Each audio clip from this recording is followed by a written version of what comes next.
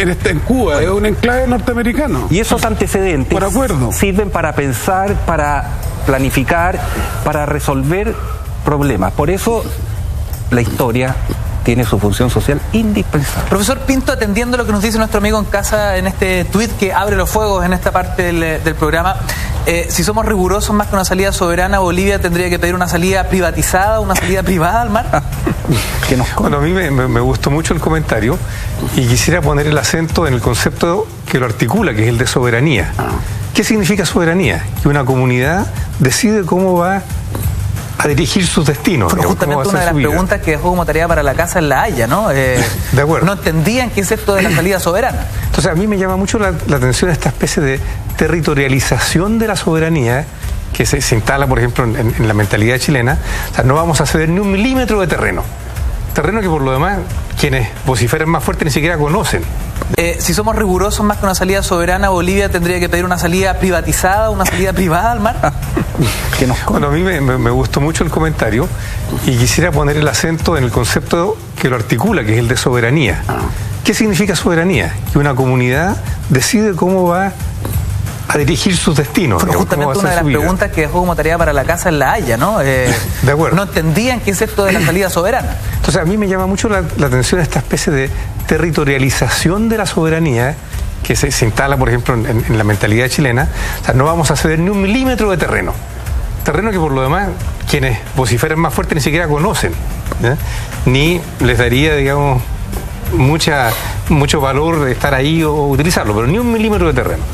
En circunstancias que hay muchos otros aspectos donde la soberanía es tanto o más relevante que en el territorial, el económico, que es al que alude el tuitero, ¿no?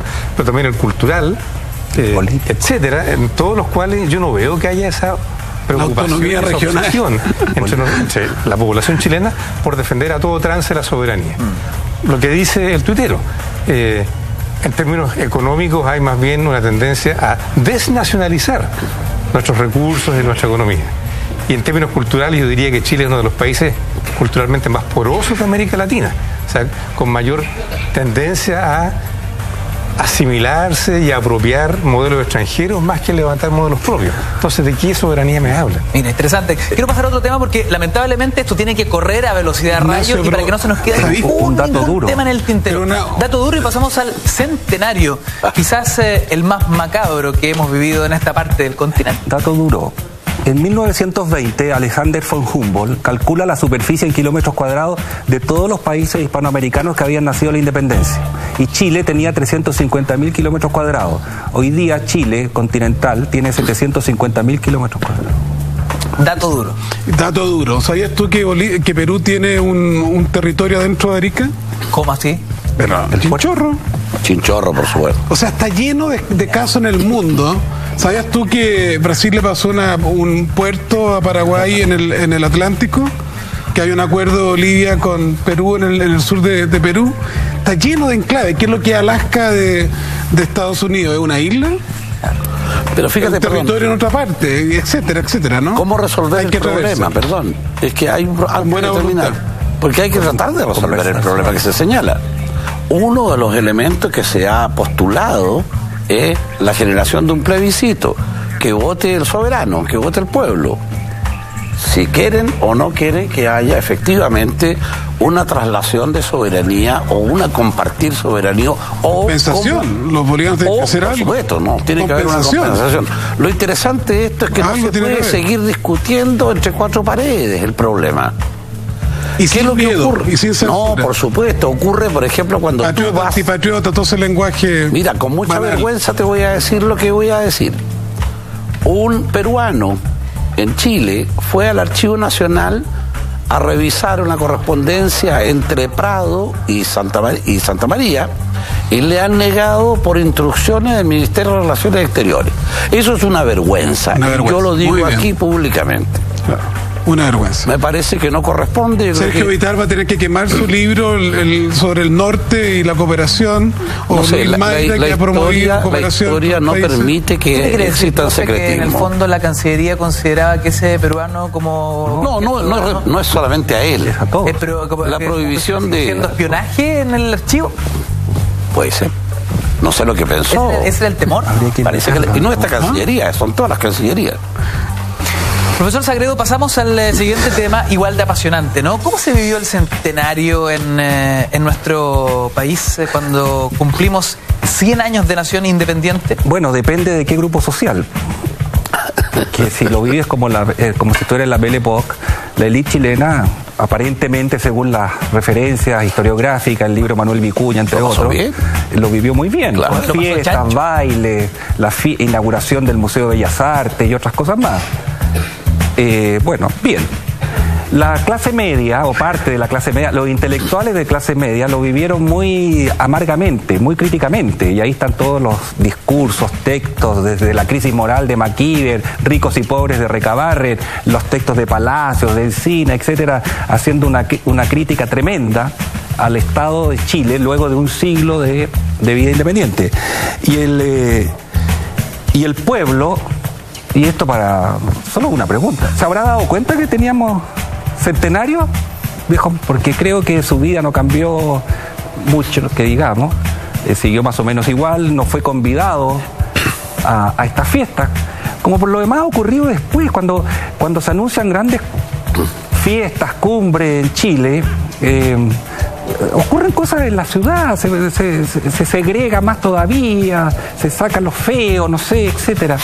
Y estamos hablando fines del siglo XX, comienzo del siglo XXI, así que no nos debe extrañar eso para el centenario. Una época de crisis. A mí me gusta ver ¿no? Ver la historia desde Rancagua, ¿no? Desde la provincia. Ahí investigamos la historia de la población Centenario, que fue el primer ensanche en el caso de Rancagua, ¿no? La Sequía Grande, en la Alameda allá, y generó un barrio, primer barrio obrero, ahí llegaron unos curas también. Se logró radicar conventillos, se buscó poner, no se alcanzó, pero se intentó poner alcantarillado. Hay un libro maravilloso que es clave también a los que tú nombraste, Rafael, que es Sinceridad, del profesor Venegas, ¿no? En que ahí, a propósito de las corrupteles, de las mentiras de la élite, muestra todo este país de la cáscara y de la corrupción, el no pago de impuestos, la pobreza, los conventillos, la falta de salubridad. Y en lo 1900. Sí, porque se invirtió mucho en el Museo de Bellas Artes, en la Biblioteca Nacional. Lo que está muy bien la biblioteca, sí, perdón. Copia, y el museo también, seguramente. de París, en vez de hacer una modernidad apropiada y repartir un poquito a provincia, pues. No hubo ninguna obra significativa en provincia. Pero mejor, por lo menos, que estas banderas de Piñera del Bicentenario. Así que fue un adorno. Profesor Pinto, partamos por lo oficial, ¿no? ¿Qué obras relevantes y potentes, ¿no?, para la posteridad se inauguraron en ese centenario? Bueno, las que se nombraron aquí, las que nombró Esteban. El Museo Nacional, el Museo de Bellas Artes. La Estación Mapocho, creo. La Estación Mapocho, claro. Y yo diría que hasta por ahí. Y ahora complementamos hasta el Museo Violeta Parra en Santiago. El rodeo se lo vamos a traer aquí al Parque Forestal, para que ya esté todo el país en Santiago. Pero yo también quiero algo. Profesor Rafael, me llama la atención que él haya incluido a Recabarren entre esta intelectualidad de clase media que vive con amargura el centenario. Lo vive con amargura sin duda. Él escribe un libro que es clásico, digamos, en la obra de Recabarren, que se llama Ricos y Pobres en 100 años de vida independiente. Pero Recabarren es un pensador obrero, digamos, no es un pensador de clase media, y él toma la palabra obrera para decir, miren, los ricos podrán celebrar porque ellos son los que han mandado en este país y ellos son los que se han beneficiado. Pero ¿qué tiene que celebrar una clase obrera que se muere de hambre, que vive en condiciones deplorables, que sus condiciones de trabajo son inhumanas, que no es reconocida en sus derechos sociales ni muchas veces políticos? Y lo dice explícitamente, ¿qué tenemos que celebrar nosotros? Entonces es una crítica feroz a la forma como se había administrado el país durante sus primeros 100 años de vida independiente. Y es, de paso, una descalificación de esa clase dirigente y un llamado a reemplazarla por la clase obrera que él representaba con un proyecto nuevo de sociedad.